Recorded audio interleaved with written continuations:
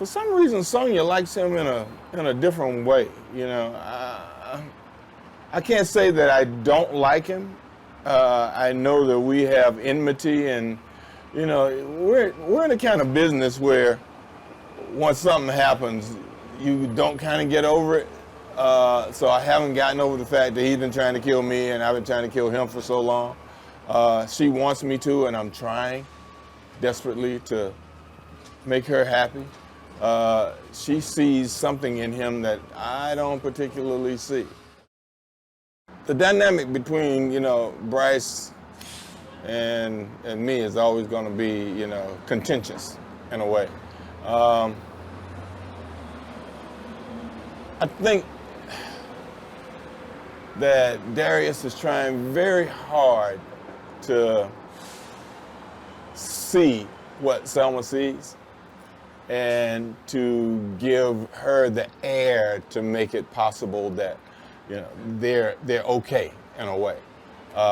She wants to nurture him, and in a sense this time, because I seem to be having the romantic problem, he's grown a bit from what happened to him, and he's trying to help me get through an emotional state that I think is new for Darius for sure, and definitely catch as catch can for for him helping me, because he doesn't know that much about love. It's kind of great that he meets her alone and not with me and her. So it's kind of great that happens when she just pops up in his life when he's trying to do whatever, and he finds out what it is that I told him attracted us to each other in that seedy bar. You know, all of a sudden, you know, his first interaction with her is a big gunfight. So it's kind of like, okay, you are the same people. And I see why he loves you, because he always asks. And I think he took to her in a different kind of way, that she continues to amaze him in terms of, I thought Darius was crazy, but wow, you know? So she continues to surprise, but she also continues to draw him in a way, you know, because she truly wants to love him, or wants him to understand that she cares about him. Two crooks in love, and what that is, you know, it's like, it's bigger than Bonnie and Clyde, because, you know, they're out there and they're European and they're doing this whole, you know, thing, and you know, it's kind of wonderful. So, I mean, action sequences, you know, tend to come and go, and people have seen them a lot, and they expect something to happen.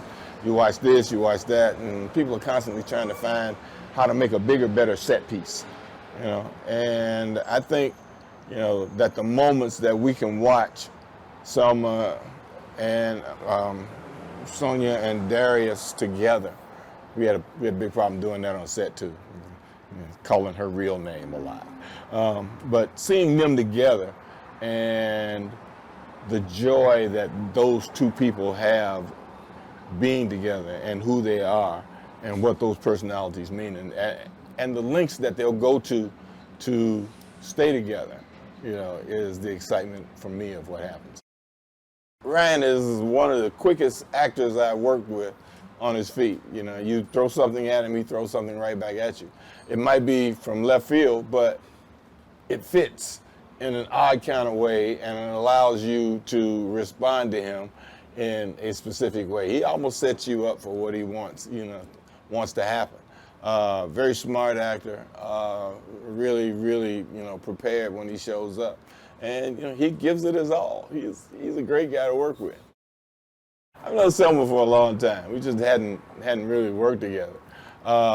She's incredibly funny and hardworking. She's constantly trying to find that little key that's going to make a scene work for her, that's going to push her to that place that her emotion takes over and the mechanics of the situation fly out the window. so that she can just flow into what's going on there. Wonderful, wonderful person to, you know, bounce off of. Having those two people together in situations kind of allows for that sort of comic confusion that's happened in a lot of different kind of movies. And there are times when it's like, you know, Three Stooges with bullets, which is kind of, you know, a scary concept in its own. But they're both, you know, wonderfully adept on their feet. When things change, they can just, boom, they just jump into the change.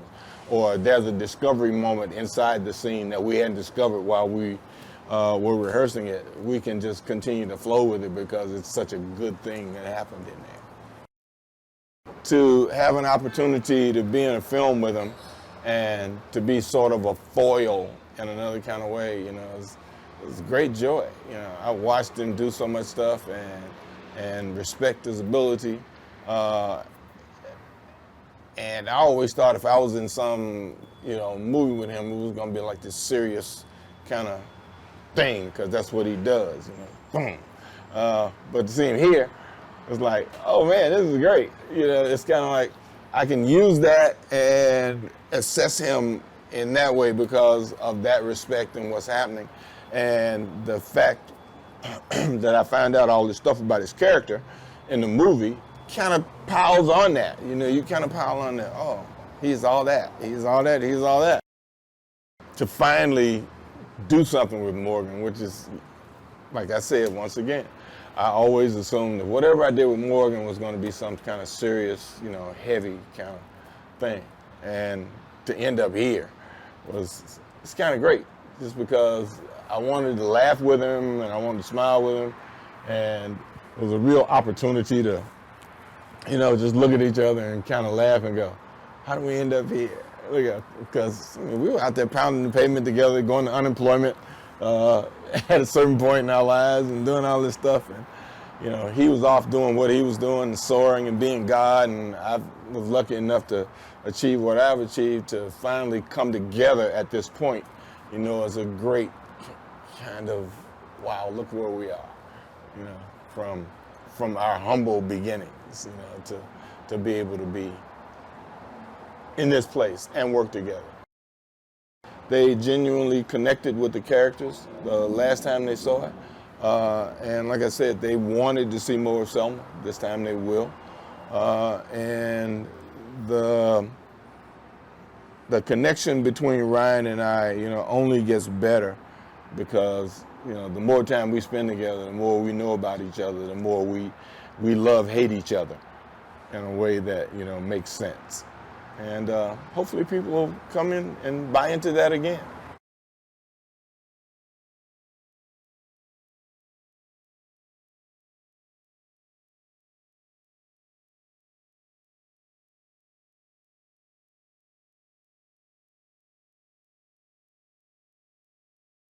I just thought there was an interesting angle of this guy who's like taken a sabbatical from any and all violence, like will not touch a gun, will only carry pepper spray.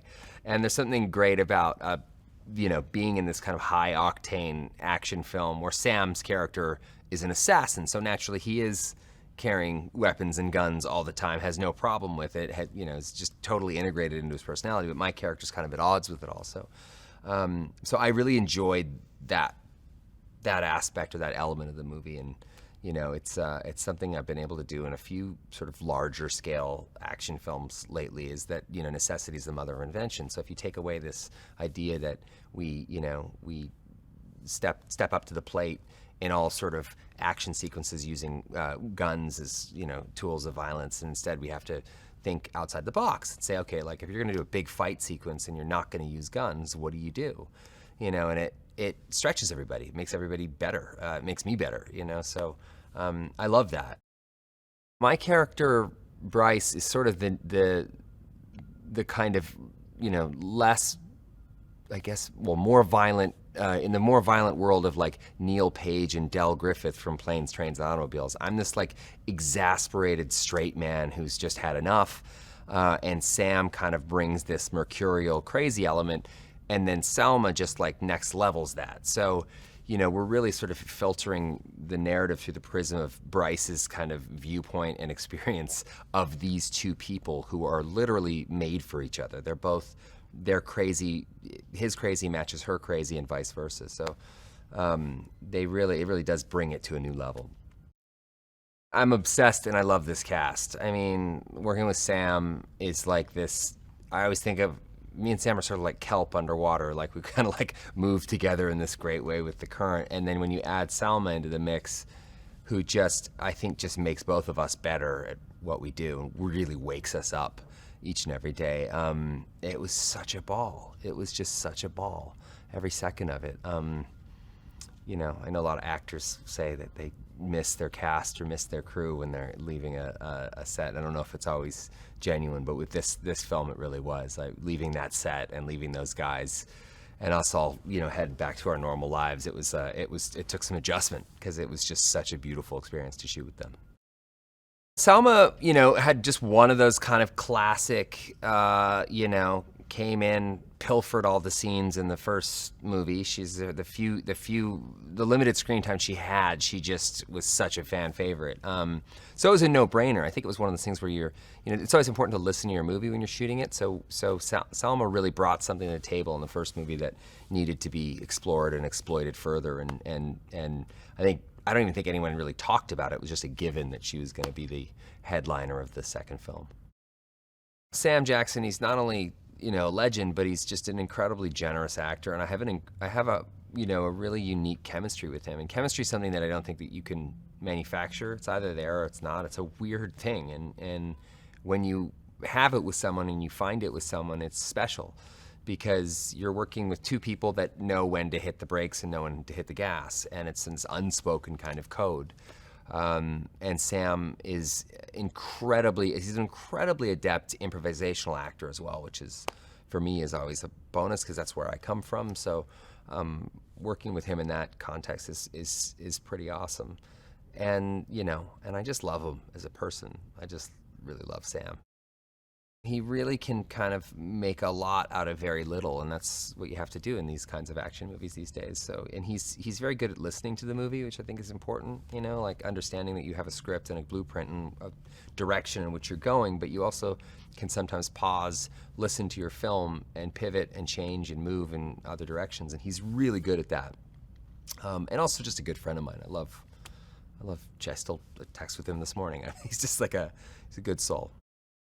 The sequel builds on the first movie in a delightful way. Sometimes it can be terrible because a sequel will just sort of exploit all the great things about the first movie and then reiterate them again. This movie doesn't do that. It sort of hijacks the tone and the sentiment in a great way, but gives life to so many more new and wild elements. So it really does improve upon that. Also, it was conceived from the get-go as an action comedy, unlike the first movie, which was sort of pivoted and recalibrated into something shortly before shooting.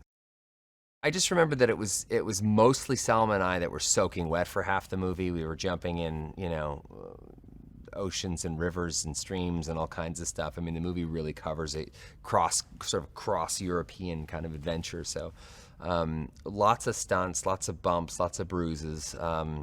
But they're all spoils of war, It's all part of the job. It's fun. Shooting in Croatia was special. I mean, it's not every day you get to go, to a country like that and really immerse yourself in that culture and spend time, in that among those people and in those sites. Also, when you're shooting a film, you're sort of sent to the most amazing places and locations that country might have to offer. So I loved shooting in Croatia. It's always great and special too when you get to go someplace that you've never been to before. So I was there with my whole family. They loved it as well. It was really beautiful.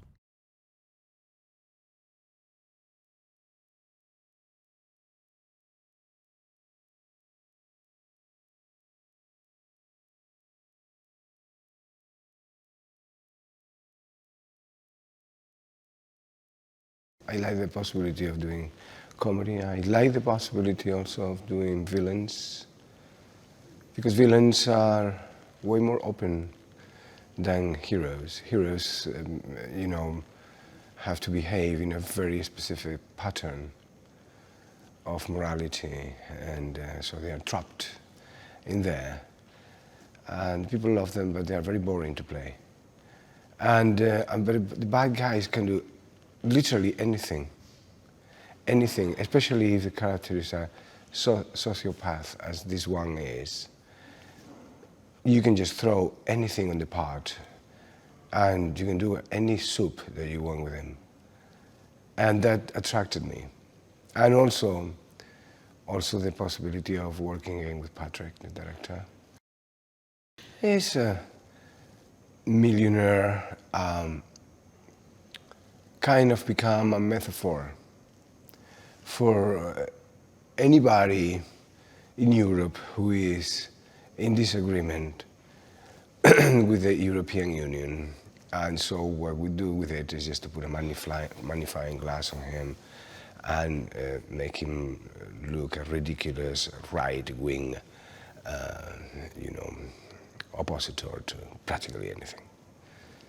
He's fighting for the rights of the Greek people, but I don't think the Greek people actually, in real life, would love to have a representative like him at all. And at the end, what happened with these characters is that they are literally fighting for themselves. A character like this is very open. And I thought, actually, at the beginning when I came over here, that I was going to play him more in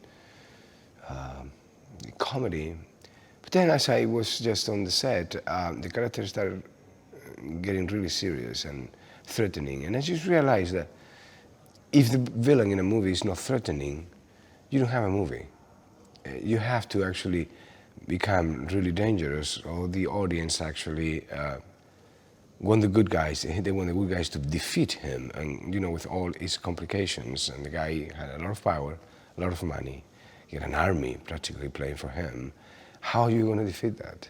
And at the same time, he's very intelligent. So, as I was playing him, the comedy was falling apart, and it became kind of a much more realistic character. Again, it was a little bit in the mind of everybody that we were going to take the character completely out of the box and create a character visually very much out there, meaning, very colorful, hairdos, a number of things, and we started from there. But as we were just, in the process, we just started thinking that, we were making the character just way too ridiculous to be believable. And so we start, just going down. It still is, very flamboyant, but it's not as much as we thought at the beginning. I thought that we took him to a believable, believable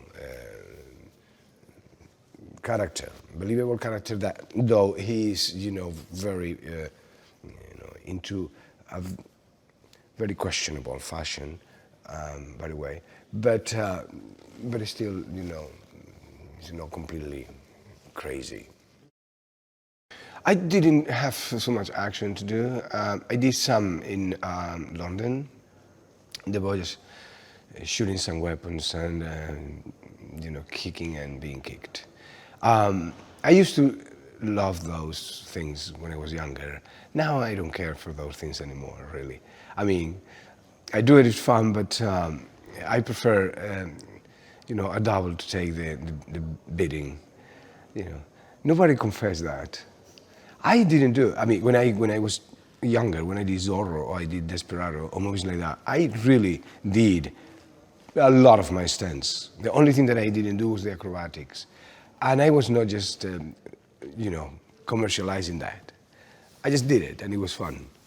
I'm not going to tell you now, that I'm almost 60, that I'm actually just doing everything that you see on the screen, because it's not true. There are great professionals there that they do a great job. That's real comedy, but it's intelligent comedy. They are confronting each other all the time, but at the same time, they need each other and they love each other. It's a classic. We have seen that in many couples in the past. You can go even back to The Sting. I remember Paul Newman and Robert Redford playing that kind of back and forth ping pong game, and it's very effective always, And on top of that, you put a woman like Salma, who is funny and, how can I describe Salma after so many years? Explosive, maybe is the word. So you create a cocktail that is very attractive to watch, as they go. And there are relationships between them in many different ways, and they are kind of, they have the capacity, these actors that I'm talking about, Sam and Ryan and Salman, they have the capacity to laugh off themselves. And when you do a comedy like that, you have to have that possibility. If you don't do that, the audience is not going to buy the game. At the end, it's just that, it's a game. I love the energy of Salma. She got a beautiful aura that goes with her everywhere. And I think that's the success of Salma is based on that kind of beautiful thing that she exudes to everybody that work with her. She's very funny, and funny in our days is a degree, is a virtue. In the world so confused and so violent, to have people like that around is very good. I really love her. He's capable to deal with all of these crazy actors who are asking for everything every day.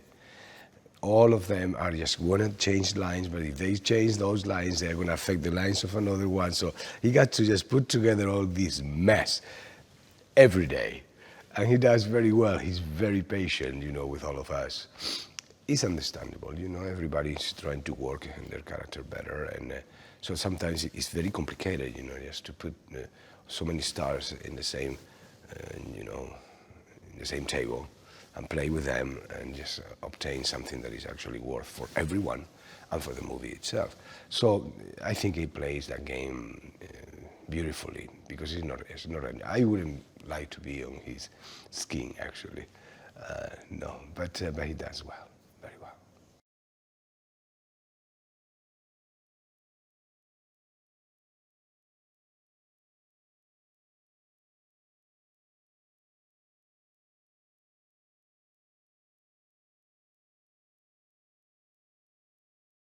I didn't know that there was going to be a sequel, but I was wishing for one because I love my character so very much. And it was so short. I remember being frustrated not to be able to continue to be her for longer.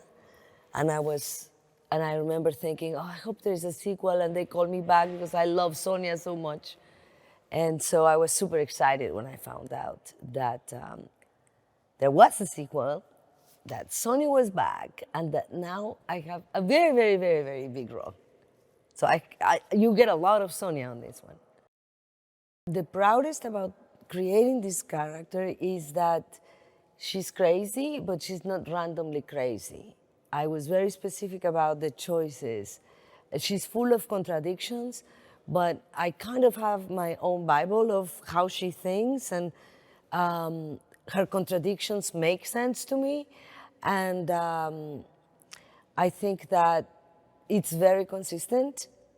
And one of the things that I love about her is that her thought process, it's really strange, but it's consistent in the strangeness. So it's been so much fun doing it. I'm super excited that I have such a great role and that I get to play it for a long time, because she's in most of the movie. And it's really a female action lead. And I am extra excited because I get a lead in an action movie at 52. And this gives me like an butterflies in my stomach, gives me like an extra satisfaction. She's definitely kick-ass, and I love her. And I think it's gonna prove that strong women can be very enchanting at any age for the audience. One of the other things that I love about playing Sonia is that most of it is improvised. I got to improvise a lot. And so I love the freedom. I'm very grateful to Patrick for trusting me that way. And I am so, so, so lucky because I got to work with two of the best actors in the world that also happen to be great at improvisation. And so I think that it makes it very fresh. We knew our characters really well, and we understood our situations, and we were able just to like go wild and free in every scene, in every take, and that's been delicious to be able to improvise in this character that I know so well, that I love so much, with such amazing talent. I think Sam and I immediately clicked. We have great chemistry, great energy together, great understanding of each other. And I love their love story. You know, it's fantastic to be watching a movie that is a love story, even it's an action movie. And it's about staying in love, not falling in love for the first time, but staying in love for a long time.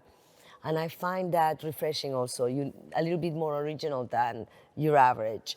But in the first movie, I didn't get to have any scenes with Ryan. And it's just been such a delight.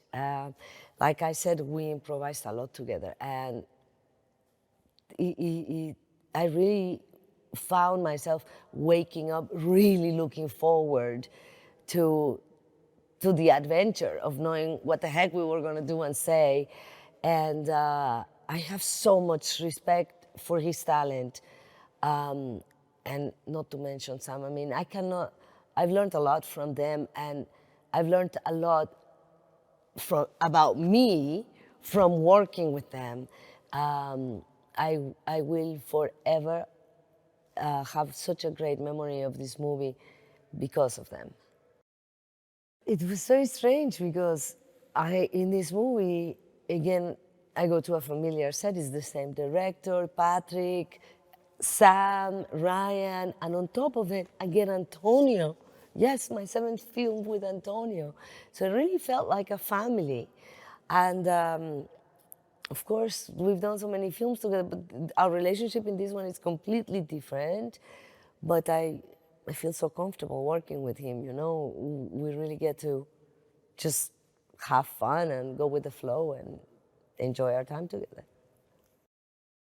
I'm very grateful to Patrick for the opportunity of this, making my role a substantial role with an arc, and it's been great working with him. I'm very, very grateful that he involved me in the process of the script from the beginning, and allow me to really bring in her personality, and he's a lot of fun.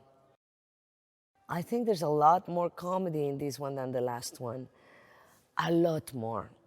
But I think what really worked about the last one is the relationship between these two actors. I don't know that there's two other actors that can do action comedy better than these two, and it's just such a great chemistry, you know, the alchemy between them. And I feel really privileged that I got thrown in the middle, and I think that it takes their relationship to a new level. So if you didn't see the last one, it doesn't matter, the film stands on its own. But if you saw the last one, then it's more about how this relationship evolves. And it's not just the action, but it's really about the relationship.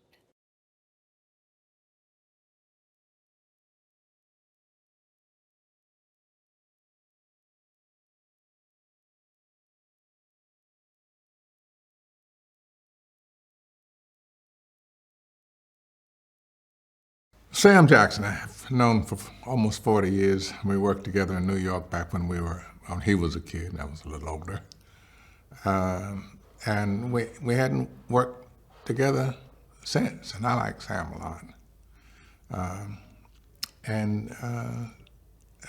didn't know Ryan except through his work, but that's as good a come on as you can get. he's one of those people who's been in the business long enough to have like a global network of friends and resources. So that's primarily what makes him one of the top, is that what the resources that he can call on. And that's, there are some people to the manner born. You're just born, once you figure out what it is you're born for and you get to do it. He's like one of those type people too, yeah.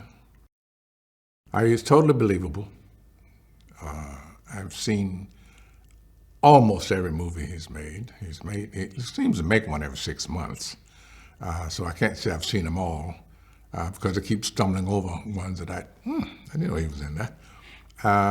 But it's his chops, his actor's chops. He's got a good set. You always believe Sam.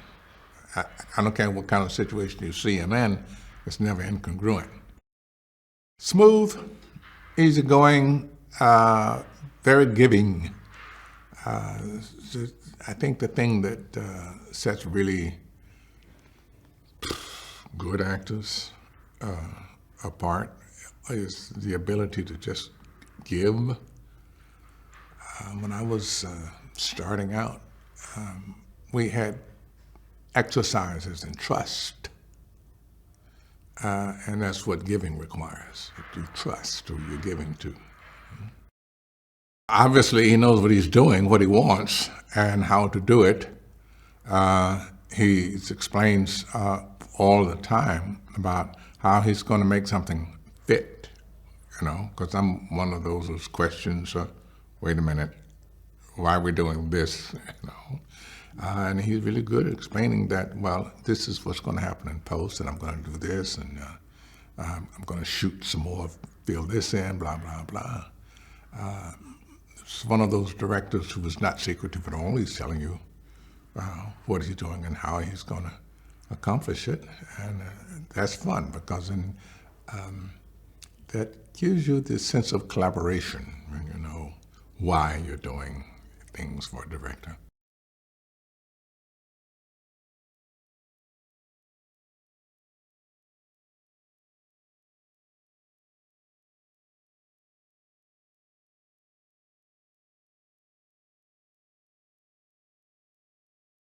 I play a guy named Bobby O'Neill who is from Boston, who hates Europe and is an Interpol agent and is stuck in Europe having to wrangle these guys, and basically becomes a cat and mouse type movie for him.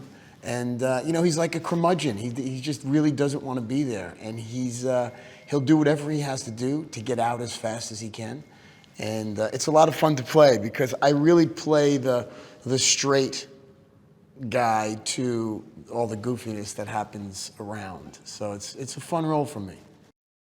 What I like about him as a character is he's unapologetic, and through all the gruffness and through all the angry screaming, and there's a soft side to him, and he's got a vulnerability to him that makes him kind of likable. Ryan Reynolds is a very singular talent in the sense that what he does in his ability to deliver what could be in less talented hands kind of shticky, he makes it fun and believable, and he's great to watch. I mean, we were just watching the Sizzle trailer. He just knows, guys like him and Jim Carrey, they just kind of understand the timing and the dryness and the crudeness, and he's got a look on his face that it cracks me up all the time. Yeah, he's great. Sam Jackson. I mean, I worked with him on Captain America 2 and 3. I know Sam pretty well, and he's Sam Jackson. He's an icon. He really is. He is a treasure, and also a bit of a curmudgeon. In the best of ways, but when Sam Jackson's in the movie, he's a movie star. People come to watch him. He's fun to watch. She's a pistol. Salma Hayek is again hysterically funny and incredibly vulgar. in the film. But it works. It works. And, you know, she's this great beauty. I mean, you're so used to seeing her as this great beauty on screen. She lets it all go. Like, she's a badass. I'll tell you what makes Patrick Hughes a great and underrated director is his ability to wrangle all of this chaos with movie stars. So there's more chaos on top of the chaos. And he manages to make it sing.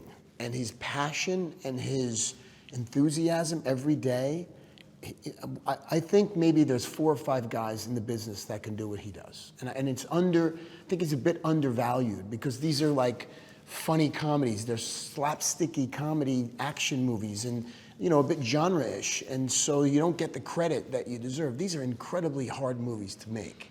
And to make it at this level is quite amazing. I think the cast and the crew on this are raising the bar because they know what they have because they've seen it and they know how to make it better. And so it's tighter. I think it's a bit funnier. I think there's a bit more going on. And so it plays off of the first film, you know, brilliantly. But there's just a lot more of it. And I think everyone's excited to be involved in something that they know is kind of a success already. So you know, people don't understand that so many movies fail. The people who make those movies affect them. It affects them when the movies don't work, whether you're a crew or a cast. And so when you are potentially on a hit movie, it's exciting. It really is.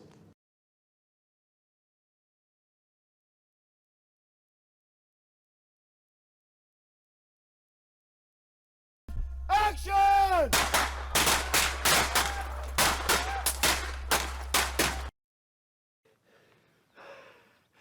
Okay, that's the side. Just not the one I'm looking for. Come on. Ryan!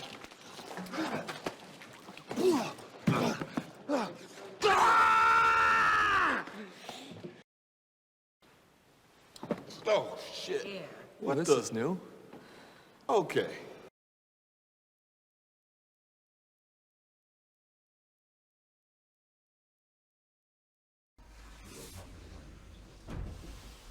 That's his bodyguard. I strongly advise you put down that gun.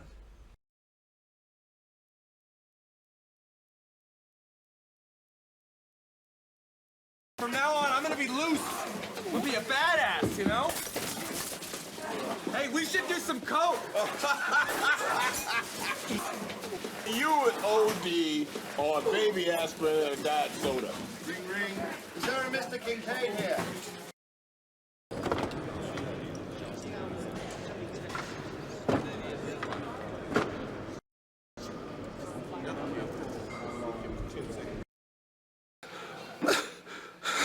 Say hello to my little fellows.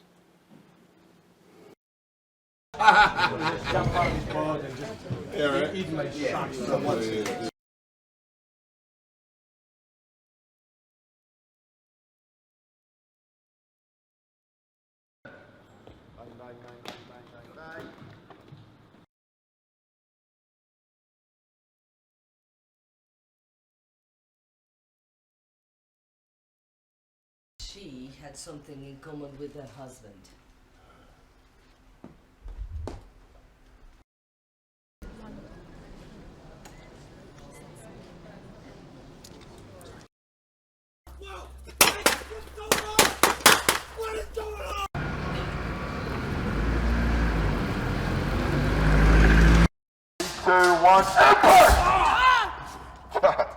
Good. Just lucky. Every single one of them. Wow. There is nothing greater in life than a natural, pure, strong, and solid ejaculation. I care about Bobby's dreams. I do. Bob, quick sidebar. First off, huge Red Sox fan. Celtics, Bruins, Patriots, you name it, even the Revolution. Happy to take a pause on the sabbatical, but I really think that you should reconsider working with them because they're crazy.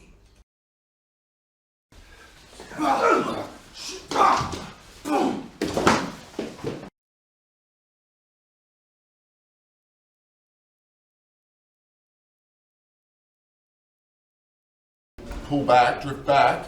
So starting here, Yeah. drift back Drift back as as he Tom comes comes in. in. So give you that energy of counter Tom. Well, just like tension.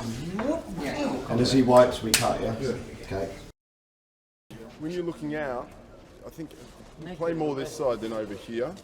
Because on there's actually this beautiful town with a church in the distance, and you see everything off on this side. So I think we'll play that. Okay. When he says, no, it can't be. Level 1 security's still chasing him. Just slide a smile. Yeah. Because they're out there getting it. And then we're buttoning with the... Resources